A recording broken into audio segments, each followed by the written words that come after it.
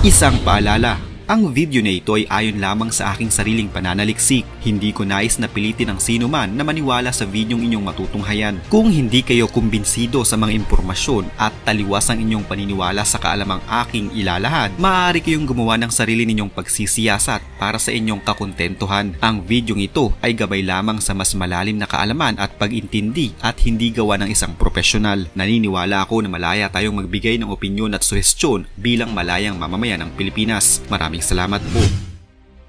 Ang madalas na nagiging dahilan ng malawakang pagbaha ay ang walang tigil na malakas na ulan at tambak ng basura. Kahit naman sino ata ay alam ito. 20% ng basura ng Pilipinas ay nagmumula sa Metro Manila na siyang kapitolyo ng ating bansa, at madalas na sinisisi ng marami ay yung mga nasa squatters at yung mga residenteng nagtatayo ng mga barong-barong sa kung saang bahagi ng Kamaynilaan. Subalit hindi naman maaaring sa kanila lamang isisi ang nangyayaring problema ng bansa, dahil kung tutuusin, mas marami sa mga sumasakop sa ating mga ilog at estero ay mga pribadong kumpanya at ang gobyerno.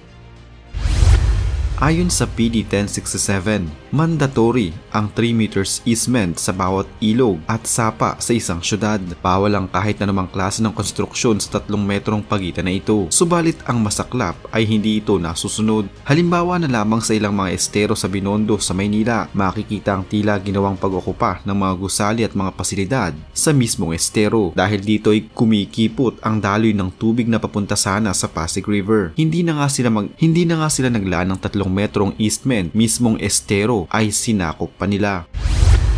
Ayon pa sa nagiging reklamo ng MMDA o Metro Manila Development Authority, may ilan silang mga nagiging kaso na kung saan tinambakan na ang mga estero, nagawan pa nila itong kunan o paggawa ng titulo. Para naman sa mga gusaling matagal nang nakatayo sa Maynila, tulad na lamang ng University of the Philippines na itinayo pa noong unang panahon sa isang dating marshland, kaya parati pa rin itong binabaha magpasa hanggang ngayon. Ito ay dahil umuno sa pagkakatabon sa Estero de Alex, kaya kung mapapansin sa mapa, ang estero na malapit sa UST ay walang pinanggagalingan at wala ding pinupuntahan. Subalit ang may tuturing na pinakamalaking violator sa Kamaynilaan ay ang Palasyo ng Malacanang na nasa tabi ng Ilog Pasig. Ang mismong nguso kasi ng palasyo ay nakalabas sa mismong ilog. Gayon din ang PSG compound na katapat lamang ng palasyo na kung saan sinakop naman ito ang halos 25% ng Pasig River. Matapos ang Bagyong Ondoy noon, nagreklamo ang mga MMDA dahil nahihirapan silang magpaalis sa mga illegal settlers sa Pasig River, at sinasabi pa sa kanila na bakit hindi nila unahing gibayin ang Malacanang. Isa pa sa nakikitang problema ay ang land use sa Metro Manila. Noong taong 1938, mahigit kalahati ng sakop ng Metro Manila ay agricultural area. Subalit noong mga nasa dekada 90 na ay nasa mahigit 60% na nasakop ng Maynila ay residential area na at halos wala ng agricultural. Ano nga ba ang komplikasyon nito? Ang lupa kasi ay sumisipsip ng tubig habang ang semento naman ay hindi, at dahil sa natakpan na ng semento ang halos buong Metro Manila ay wala nang pupuntahan ng tubig ulan at ang tubig na nagmumula sa ilog. Sa ibang banda naman, alam nyo ba na karamihan sa mga lugar sa Metro Manila ay kapantay lamang ng dagat o sea level? Kaya nga kung minsan, umulan lamang ng bahagya ay binabaha na ang ilang bahagi ng ating Kapitolyo. Lalo na ang mga nasa gilid ng Metro Manila na mababa lamang ang kinalalagyan at silang unang binabaha sa panahon ng tag-ulan. May mga bansa din sa mundo na kapareho natin ang kalagayan tulad na lamang ng the Netherlands. Subalit nagawa nila ito ng solusyon at pagpigil sa pamamagitan ng kanilang mga mega structure projects. Nasa 255 billion pesos ang pondo para sa mga flood control projects ng Department of Public Works and Highways o DPWH ngayong taon. Sa ikatlong sona nga ni Pangulong Bongbong Marcos Jr. noong nakaraang Lunes lamang, ipinagmalaki niya ang mahigit 5,000 flood control project na nakumpleto na.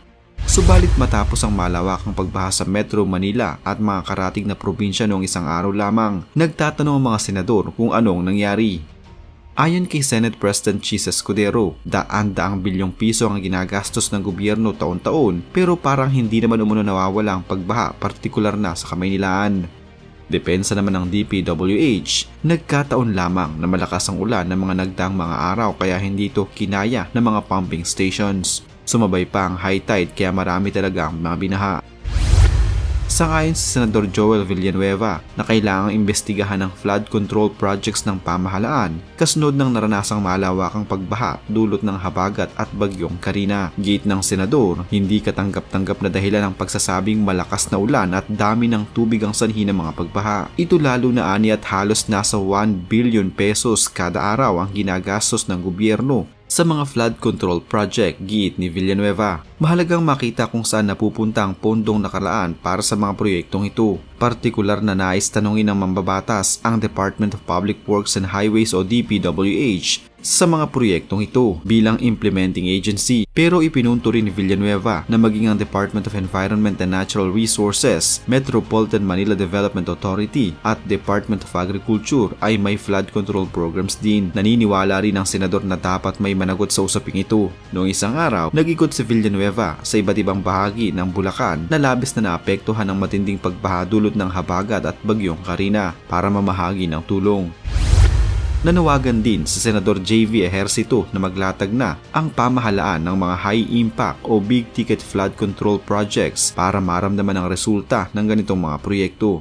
Paliwanag ni Ejercito, kapag nagpatuloy kasi ang paggawa ng flood control projects na patsi-patsi o unti-unti lang ay walang mangyayari at magsasayang lang ng pera ang pamahalaan. Pinunto ng senador na nasa 300 billion pesos ang ginagastos kada taon para sa flood control pero tila hindi naman maayos na napaplano at napapatupad ang mga ito. Kaya naman ang kailangan aniya ay mga high-impact flood control projects gaya ng mega dikes at malalaking water impounding infrastructures. Ito rin aniya ang dahilan kaya sinusulong ni Ejercito ang pagkakaroon ng komprehensibong master plan para sa infrastructure development, maliban pa sa transportation modernization.